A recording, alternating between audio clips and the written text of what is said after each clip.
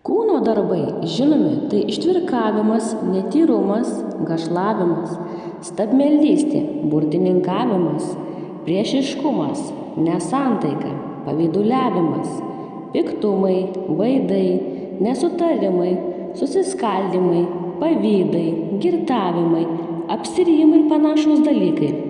Aš jūs įspėju, kaip esu jau įspėjęs, jog tie, kurie taip daro, nepaveldės Dievo karalystės. Dvasios vaisius yra meilė, džiaugsmas, ramybė, kantrybė, malonumas, gerumas, ištikimybė, romumas, susivaldymas. Tokiems dalykams nėra įstatymo. Kurie yra Kristaus Jėzaus, tie nukryžiavo savo kūnus su aistromis ir geismais.